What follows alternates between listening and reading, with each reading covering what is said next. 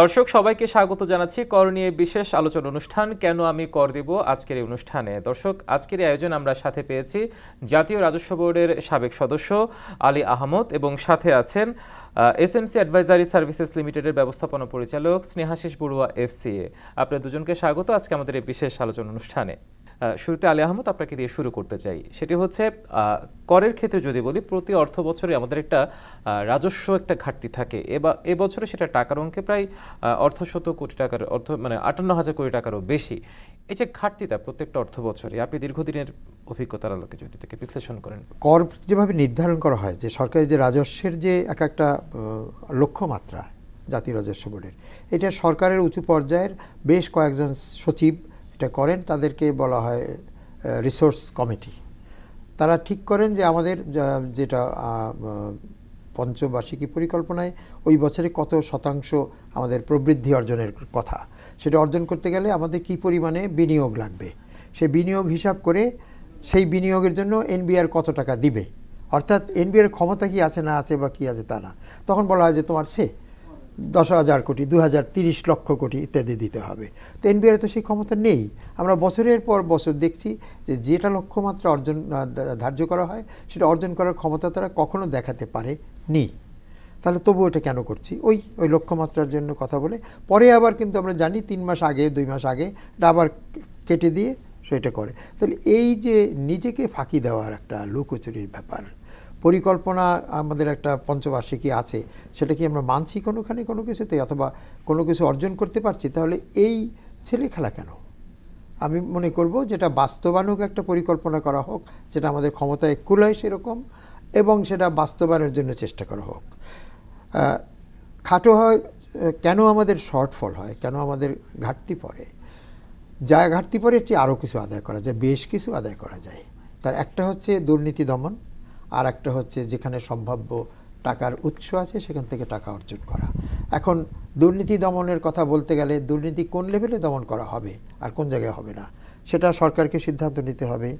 আপনি আচরি ধর্ম অপরে শিখায়, আমি নিজে কেমন চলি সেটা সবাই যদি আমরা আয়নার দিকে তাকাই তাহলে দুর্নীতি তো ধরতে পারবো না।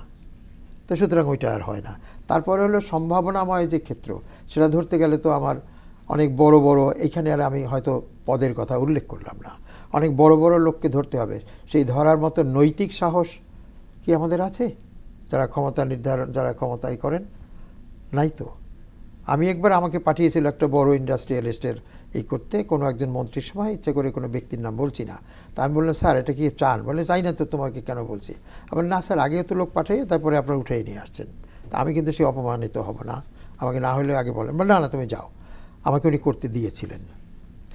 তো এখন অবস্থা হচ্ছে যে সরকার নড়ে যায় দুই এক কথায়, এরা তো নড়ে যায় মানে সিদ্ধান্তে নড়ে যায়, কারণ দুই একজন প্রভাবশালী ব্যক্তিরা চায় না, সুতরাং হয় না। এইটা যদি আমরা দূর করতে পারি, যেটা আমাদের বহু দূরাগত স্বপ্ন, আমার ধারণা কেন জানি মাঝে মাঝে মনে হয় অত্যন্ত অত্যন্ত ঋণাত্মক, নেগেটিভ হয়ে যাচ্ছে, যে বোধহয় কোনোদিনই কি বাঙালি জাতি ওখানে উঠতে পারবে। আইনের শাসন, যেটা অনেক সময় কথায় কথায় বলে থাকি, আমাদের মন্ত্রী মহোদয়রা তো অনেক বেশি বলেন, দেশের যারা এই আইনের শাসন কি আছে? তাহলে তো মন্ত্রীর ছেলে চুরি করলে তারও তো শাস্তি হতে হবে, মন্ত্রীর স্ত্রী কোনো খারাপ কিছু করলে তার তো জেলে যেতে হবে। কই টনি ব্লেয়ারের বউ যখন বিনা চাকরিতে, বিনা টিকিটে দৌড়ে উঠেছিল একটা ট্রেনে, মানে সত্য ঘটনা, খবরের কাগজে এসছে, তখন তাকে জরিমানা করেছে। আমাদের দেশে হলো, পরের স্টেশনে হলো, এখানে বিশেষ একটি দল এসে পিটাইয়া সব ট্রেন ভেঙে দিত না, ওখানে তো দেয়নি। এইটা হচ্ছে আইনের শাসন। তো সেইটা যদি যতক্ষণ না পারবো এবং আপনি আচরি ধর্ম অপরে শিখায় যদি না করতে পারি, তাহলে এইটা আমাদের দূরাগত স্বপ্নই থেকে যাবে। নিশ্চয়ই, অত্যন্ত দারুণভাবে আপনি একটা পর্যবেক্ষণ তুলে ধরেছেন। স্নেহাশিস বড়ুয়া, আপনার কাছে এবার আসতে চাই, সেটা হচ্ছে রাজস্ব ঘাটতির আমরা কথা বলছি, অথচ দেশের অর্থনীতিকে সুসংহত করতে গেলে রাজস্ব আয়ের কোনো বিকল্প নেই। সেই জায়গায় আসলে আমরা কতটুকু সক্ষম আর কঠোর আছি? এখানে আসলে কিছুক্ষণ আগে যে স্ট্যাটিস্টিক্সটা বলেছিলেন, হয়তো এটা আমাদের ডিসেম্বর পর্যন্ত ছিল 58,000 কোটি টাকা। আমি লেটেস্ট যেটা জানলাম, মার্চ পর্যন্ত যেটা প্রাক্কলন করা হয়েছে, ওখানে প্রায় 2 লাখ কোটি টাকার একটা ঘাটতি আছে। মানে আগামী 3 মাসে আমাদেরকে 2 লাখ কোটি টাকা আহরণ করতে হবে বলে টার্গেট করা আছে। তো তার মানে 3 মাসে 2 লাখ কোটি টাকা আহরণ মানে প্রতি মাসে কিন্তু প্রায় ধরেন ওভার 70,000 crore করে আমাদেরকে কালেক্ট করতে হবে। ঘাটতির কথা যদি আমরা বলি, তো এই ঘাটতিগুলো তো খুবই ন্যাচারাল, মানে আমি যদি এখানে যাই, কারণ যে কোনো প্রতিষ্ঠানে যখন বাজেটিং এক্সারসাইজটা হয় তখন তারা ফোরকাস্ট করে কিন্তু তার রেভিনিউ টার্গেটটাকে। রেভিনিউ টার্গেট বলতে আমরা বলি যে তার যে টপ লাইন, মানে আমাদের টপ লাইন দিয়ে হয়, তো আমি কতটুকু রেভিনিউ গত বছর ছিল, আর এই বছরের ব্যবসার পরিবেশটা কেমন, এই বছরের ব্যবসার পরিবেশটা যদি ভালো হয় তাহলে গ্রোথ ট্র্যাজেক্টরিতে একটা প্রজেকশনস আনে যে হয়তো 10 বা 20% গ্রোথ তারা দেখায়। তো আমাদের এখানে তো আসলে তো আর ওইভাবে রেভিনিউ দিয়ে প্রজেকশন হয় না, আমাদের এখানে সরকারের একটা বড় ধরনের খরচ আছে, যেটা আমি বলবো রুটিন এক্সপেন্ডিচার যেটা আছে, সেই রুটিন এক্সপেন্ডিচারটাও কিন্তু যদি হিসেব করে দেখেন সেটাও ধরেন আপনার 4.5-5 লাখ কোটি টাকার কাছাকাছি চলে গেছে। এর বাইরে স্যার যেটা বলতে চেয়েছেন যে আমাদের যেহেতু একটা ডেভেলপমেন্ট এক্সপেন্ডিচার লাগে জিডিপির প্রোগ্রেসের জন্য, তাহলে আমাদের একটা বড় ধরনের লাগে ক্যাপিটাল এক্সপেন্ডিচার। তো তাহলে আমরা খরচকে বেস করে কিন্তু রেভিনিউ প্রজেকশনটা করি, কিন্তু আমরা আমাদের আয়ের সক্ষমতা কতটুকু, মানে আমরা আয় করার ক্ষমতা কতটুকু, এটা না দেখে কিন্তু আমরা বাজেটগুলো আমরা ডিক্লেয়ার করে থাকি। সো এই ক্ষেত্রে গ্যাপ তো হবেই, কারণ এই বছর যে ধরনের আনপ্রেসিডেন্টেড ঘটনাগুলো ঘটেছে এবং যে পরিমাণ অস্থিরতা আপনার দেখেছেন, মানে অন্তত 3-4 মাস তো ধরেন ব্যবসার পরিবেশ ওভাবে ভালো ছিল না, সো রেভিনিউর একটা ডিগ্রোথ কিন্তু থাকবেই, মানে এটা খুবই ন্যাচারাল, এটা খুবই ন্যাচারাল। প্রত্যেকবার রাজনৈতিক পট পরিবর্তনের প্রভাব সরাসরি এখানে পড়বে, কারণ এখানে যতক্ষণ না পর্যন্ত একটা সার্টেনিটি আসবে না ততক্ষণ পর্যন্ত বিজনেসের মধ্যে ওই কনফিডেন্সটা হবে না, সেই ট্রানজ্যাকশনসগুলো হবে না। সো যদি বিজনেসের ট্রানজ্যাকশনস ফল করে তো স্বাভাবিক এটা রাজস্বের সরাসরি প্রভাব পড়বেই বলে আমি মনে করি, বাট এর মধ্যে তো অবশ্যই অনেক চেষ্টা আছে। সো দেখা যাক আলটিমেটলি গিয়ে এটা কোথায় গিয়ে ঠেকে আর কি। নিশ্চয়ই আলী আহমদ, আপনার কাছে আবারও ফিরতে চাই, সেটা হচ্ছে নাগরিক রাষ্ট্রকে কর দিবে, তার বিনিময়ে রাষ্ট্র নাগরিকদেরকে রাষ্ট্রীয় সুযোগ সুবিধাগুলো প্রদান করবে, এটা এক ধরনের আদান প্রদানের বিষয়, সেটা আমরা সর্বস্বতঃসিদ্ধভাবে সবাই জানি। সেই জায়গায় আসলে আমরা কতটা পারছি বা কতটা আদান প্রদানের জায়গায় কতটা সমন্বয়? প্রথম যখন ভ্যাট 1991-তে শুরু হলো তখন আমাদের অনেককে ক্লাস নিতে হয়েছে, চেম্বার অফ কমার্স সারা দেশে ঘুরে ঘুরে, কাস্টমসের ভ্যাটের লোকজন। তো তখন আমার মনে আছে একটা বেশ বুদ্ধিমান ছেলে, একটা অফিসার জুনিয়র, ও বলে স্যার তো অনেক জায়গায় বলছেন যে ট্যাক্স, তাহলে কি ট্যাক্স কোনো রকম না দিয়ে পারা যায় না? ও কি একটু মুখ চিন্তিত হয়ে একটা ভান করলো বোধ হয়। আমি ওর মতো একটু ভান করে বললাম যে পারা যায়, ট্যাক্স না দিয়ে পারা যায়। বলে কীভাবে? উৎফুল্ল হলো অনেকে। আমি খুব সোজা, তুমি যদি জঙ্গলে চলে যাও, ওইখানে বসবাস করো, গাছের ফলমূল খাও, এবং যদি ঠিক করো যে প্যান্ট বা লুঙ্গি এসব কোনো কিছুই পরবে না, তাহলে কিন্তু তুমি কর না দিয়ে থাকতে পারো। আর যদি এগুলো চাও এবং এর সঙ্গে রাস্তাঘাট চাও, এয়ারপোর্ট চাও, স্কুল চাও, হাসপাতাল চাও, তাহলে এইটার খরচ কোত্থেকে আসবে? রাষ্ট্র বলতে তো আমরাই সবাই মিলে। সুতরাং কর যদি না দেই তাহলে আমার মৌলিক খাওয়া দাওয়া জুটবে না, কাপড় চোপড় জুটবে না, হাসপাতাল জুটবে না, স্কুল জুটবে না, তাও তো আমাদের দেশে যেটা প্রয়োজন অত পরিমাণ তো আমরা দিতে পারছি না সেই সেবাটা। সুতরাং নাগরিকের সুবিধার জন্য এটা দরকার। তারও আগে আমরা যখন সিদ্ধান্ত নিলাম জঙ্গলে বসে আমরা মারামারি করব না, একটা অর্গানাইজড সুসংগঠিত একটা সমাজে থাকবো। সুসংগঠিত একটা সমাজ থাকতে গেলেই সেখানে পুলিশ লাগবে, সেখানে ব্যুরোক্র্যাটসি লাগবে, সিভিল সার্ভেন্ট লাগবে, প্রশাসক লাগবে, বিভিন্ন রকমের। তো এগুলোর তো খরচ আছে। এই যে একটি ভবন, এটাও তো রাষ্ট্রকে করতে হয়েছে। তো সুতরাং একটি রাষ্ট্র পরিচালনা করতে গেলে সেখানে খরচ লাগবে এবং সেই খরচটা কর থেকেই আসে। যদি করে না হয় তাহলে সেটা তখন আসে ঋণ থেকে। ঋণটা কিন্তু পরে পরিশোধ করতে হয়। ঋণটা দেশীয় হতে পারে, বৈদেশিক হতে পারে। সুতরাং আমরা সুসভ্য একটি সমাজে উত্তরণের যে স্বপ্ন দেখি এবং অবিরত যেটা চেষ্টা করি বলে বিশ্বাস করি, সেটা করতে গেলে কর দিতেই হবে। কর ফাঁকি দেওয়া মানে আমাকে ফাঁকি দেওয়া, তাহলে দেশের উন্নতি ওইটুকু পরিমাণ আসলে ক্ষতিগ্রস্ত হলো। নিশ্চয়ই আপনাদের এই জায়গায় আরেকটু যুক্ত করতে চাই, আপনার দীর্ঘদিনের অভিজ্ঞতার আলোকে যদি আমি ব্যাখ্যা করতে পারি, সেই জায়গায় নাগরিকদেরকে সুযোগ সুবিধা দেওয়ার জন্য রাষ্ট্র কতটা বদ্ধপরিকর, আসলে কতটা পারছে?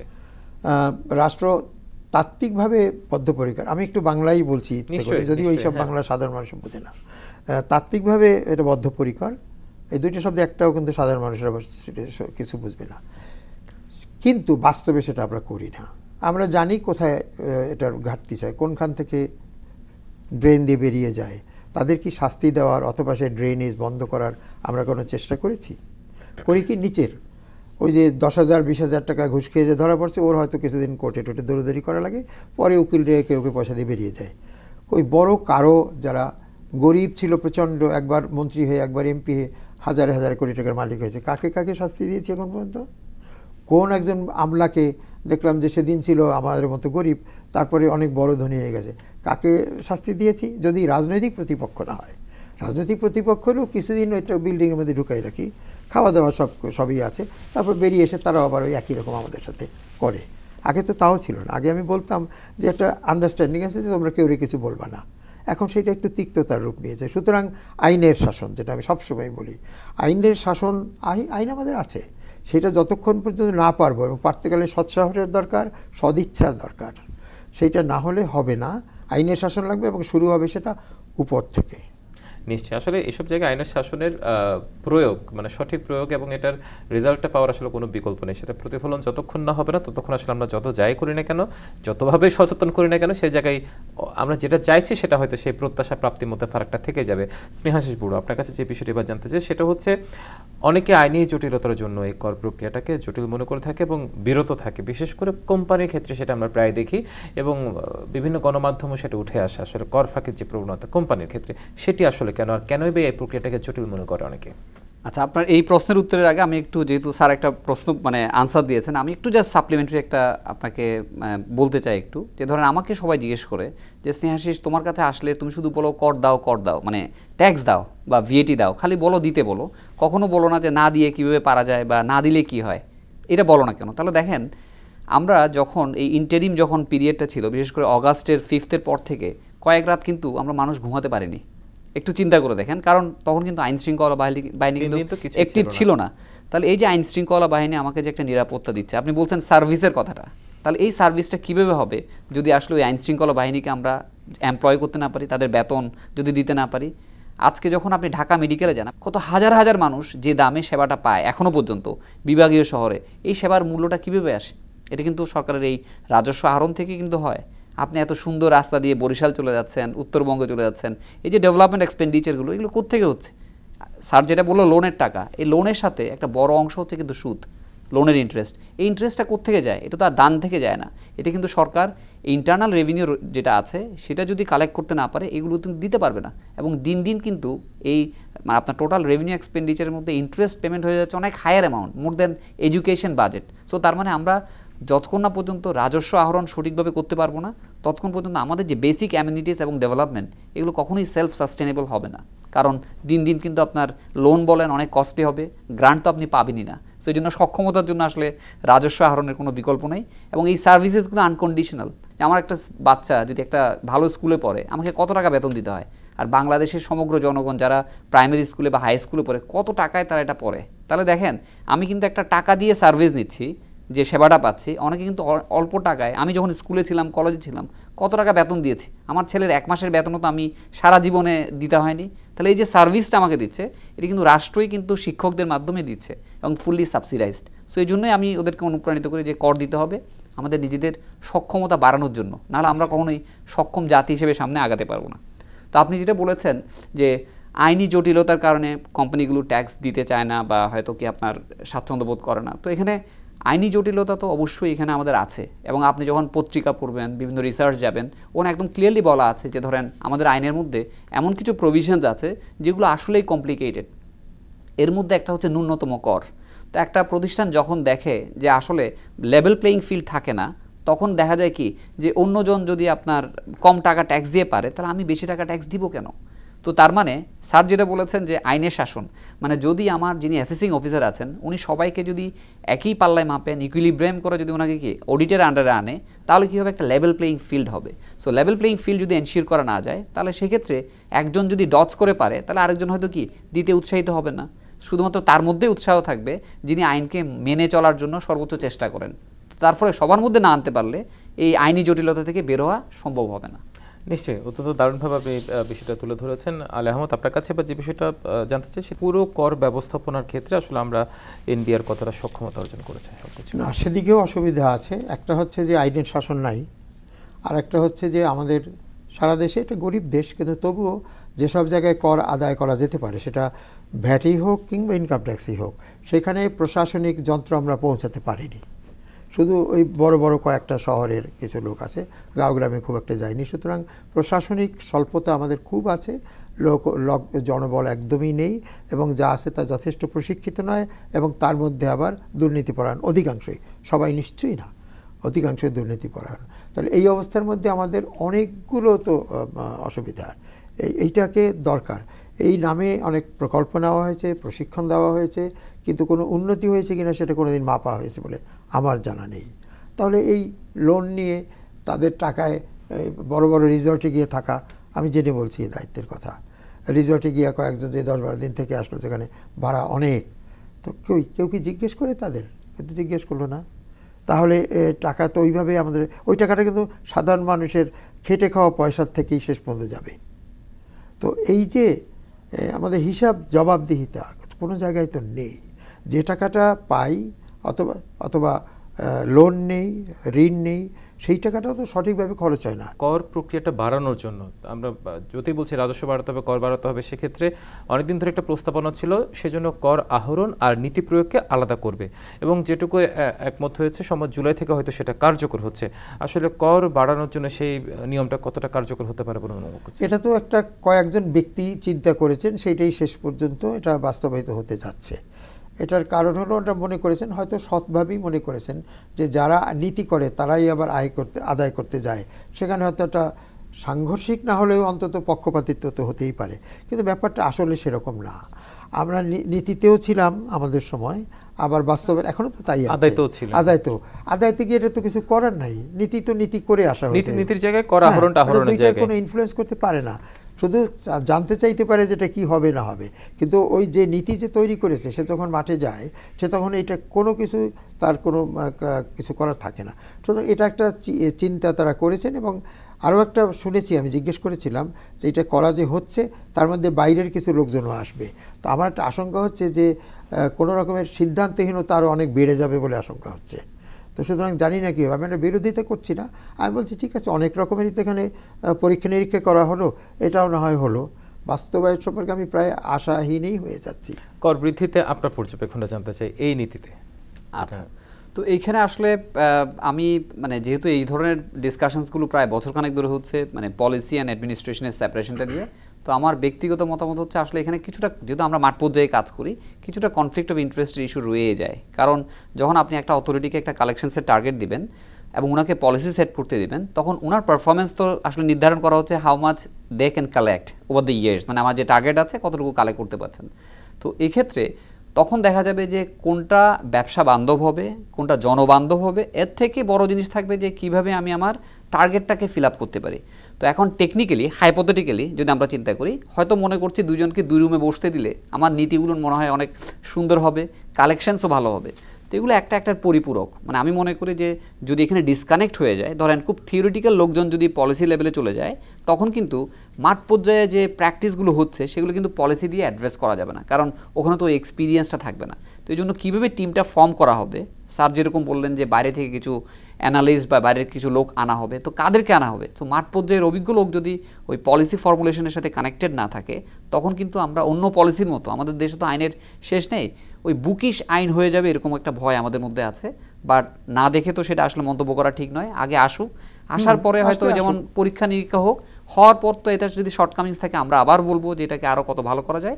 বাট আমি এটার পক্ষে যে না, অ্যাটলিস্ট এই সেপারেশনটা হওয়া মানে দরকার আছে আর কি এই মুহূর্তে। নিশ্চয়ই দারুণ পর্যবেক্ষণ তুলে ধরেছেন আলী আহমদ। আপনার কাছে আবার ফিরতে চাই, সেটা হচ্ছে সামগ্রিকভাবে কর বাড়াতে হলে আসলে করণীয়টা কি মুহূর্তে? খুব সোজা, মানে বেঁচে থাকতে গেলে কী করতে হবে? ডাক্তার দেখাতে হবে, খাবার খেতে হবে, স্বাস্থ্যবিধি মেনে চলতে হবে, খুব সোজা। তো কর আদায়েরও তাই, প্রথমে হলে আইনের শাসন করতে হবে। আইন সেটা সব, ফাঁসিতে যেমন দেওয়া হবে খুন করলে, কর ফাঁকি দিলে তার ওটা বিচারের, যাই হোক, ফাঁসি হয়তো না দিলেও সেটা ব্যবস্থা থাকতে হবে। যে অফিসার এটা অন্যায়ভাবে ঘুষ খেয়ে করবে তার শাস্তির ব্যবস্থা থাকতে হবে। তাকে যারা সুপারভাইজ করে তারা কিছু করলো না, তাদের ব্যবস্থা থাকতে হবে। অর্থাৎ সার্বিকভাবে একটি আইন শাসিত সমাজ না হলে এর উন্নতি হওয়া সম্ভব নয়। হয়তো আমি খুব করা যে একজনকে ধরলাম, একজনকে, তা কিন্তু আমার উপরে যে আছে সে হয় কোনো রকমের প্রভাবান্বিত হয়ে অথবা টাকা পয়সার বিনিময়ে তাকে ছেড়ে দিল, সুতরাং এর কোনো বিচার তো হয় না। সুতরাং আইনের শাসন শেষ পর্যন্ত একটাই কথা থাকে, এটা যদি আসে সব ক্ষেত্রেই উন্নতি হবে। হ্যাঁ বড়, আপনার কাছে ফিরছে, সেটা হচ্ছে জনসংখ্যার অনুপাতে করদাতার সংখ্যা আমাদের একেবারে নগণ্য। এই অনুপাতটা আসলে কীভাবে বাড়ানো যায়? আসলে দেখুন, মানে এই স্ট্যাটিস্টিক্সটা আমাদের অনেক ইকোনমিস্ট সাহেবরাও বলেন যে আসলে আমাদের জনসংখ্যার অনুপাতে করদাতার হার কম। তো আমি কিন্তু আবার একটু ডিফারেন্ট ওয়েতে দেখি, মানে আমার দৃষ্টিকোণ থেকে। কারণ হচ্ছে বাংলাদেশে যতগুলো ব্যাংক অ্যাকাউন্ট আছে দেখবেন, যতগুলো সেভিংস অ্যাকাউন্ট আছে যেখান থেকে সুদ দেওয়া হয়, তারা দেখবেন প্রত্যেকটা ব্যাংক বা এনবিএফআই যখন একটা ইন্টারেস্ট দেয় 1,000 টাকা সুদ দিক, ওখান থেকে কিন্তু 15% কিন্তু ট্যাক্স কেটে ফেলেন, ট্যাক্স নিয়ে নেয় কিন্তু। হ্যাঁ, সো তার মানে এই না যে ট্যাক্স কালেকশনস হচ্ছে, মানে টিডিএস আমাদের যে ট্যাক্স ডিডাকশন অ্যাট সোর্সের মাধ্যমে কিন্তু অনেকের কাছ থেকে কিন্তু কি আপনার ট্যাক্সটা কাটা হচ্ছে। সেটা যদি আমাদের 3 কোটি অ্যাকাউন্ট হোল্ডার থাকে, তাহলে আমাদের 3 কোটি অ্যাকাউন্ট হোল্ডারে কিন্তু এই ট্যাক্সটা দিচ্ছেন, ব্যাংক তাদের হয়ে ডিডাক্ট করে হয়তো জমা দিচ্ছেন। তো তার মানে আমার করদাতার সংখ্যা কিন্তু কম নয়, আমার আসলে সবচেয়ে বড় যে জায়গায় আসছে আমার ট্যাক্স রিটার্ন ফাইলারের সংখ্যা কম। কারণ আমার যেখানে ধরেন ঢাকা শহরের মতো একটা জায়গায় সবাই বলে যে মিনিমাম তো 1 কোটি লোক ট্যাক্স দেওয়ার মতো ক্ষমতা আছে, মানে ট্যাক্স রিটার্ন ফাইল করার মতো একটা জায়গা আছে, সেখানে কয়জন লোক ট্যাক্স রিটার্ন ফাইল করে? সারা বাংলাদেশে মিলে হয়তো 44 লাখ আপনার করদাতা রিটার্ন ফাইল করেন। তো সেই তুলনায় আপনি বলতে পারেন যে ট্যাক্স রিটার্ন ফাইলারটা আমাদেরকে বাড়াতে হবে। সো আমরা যদি এই ট্যাক্স নেটটা যদি বাড়াতে না পারি, তাহলে অল্প সংখ্যক করদাতা থেকে কিন্তু কর আহরণটা বারবার আমাকে করতে হচ্ছে। সো যার ফলে যিনি কর দিচ্ছেন তার উপরেই প্রেশারটা বাড়ছে। সো আমি মনে করি প্রথম কাজ হবে যে কিভাবে আমরা ধাপে ধাপে করদাতা এবং কর ফাইলিং যারা ফাইলার যারা আছে, রিটার্ন ফাইলার যারা আছে, তাদেরকে এই সংখ্যা কীভাবে বাড়াবো। বাড়ানোর পরে যে কাজটা করতে হবে যে তারা সঠিক তথ্যটা ট্যাক্স রিটার্নে দিচ্ছে কিনা, এই জিনিসটা আমাকে আনতে হবে, মানে কোনো ফাঁকি এখানে হচ্ছে কিনা। সো যদি আমরা করদাতা ট্যাক্স রিটার্ন ফাইলার বাড়াতে পারি, তাদেরকে আমরা কি তাদের সমস্ত আয় ব্যয় এবং তার সম্পদগুলো যদি রিটার্নে আনতে পারি, তাহলে আর ফাঁকি দেওয়ার সুযোগ থাকবে না। তখনই আমরা হেলদি ট্যাক্স পেয়ার পাবো বলে আমরা মনে করি। স্নেহাশিস বড়ুয়া এবং আলী আহমদ, আপনাদের দুজনকে অসংখ্য ধন্যবাদ আজকে আমাদের এই কেন আমি কর দেব বিশেষ আলোচনা অনুষ্ঠানে এসে আপনাদের মূল্যবান সময় দেওয়ার জন্য, সে সাথে আপনাদের পর্যবেক্ষণ তুলে ধরার জন্য। এবং আপনাদের আলোচনা একটি বিষয় স্পষ্ট হয়েছে, সেটি হচ্ছে কর আদায় প্রক্রিয়ায় সুশাসন প্রতিষ্ঠা করার আসলে কোনো বিকল্প নেই। দর্শক, এরই মাধ্যমে শেষ করছি কেন আমি কর দেব বিশেষ অনুষ্ঠান। দেখা হবে আগামী পর্বে অন্য কোনো অতিথির সাথে। সে পর্যন্ত ভালো থাকুন, সুস্থ থাকুন, শুভেচ্ছা সবাইকে।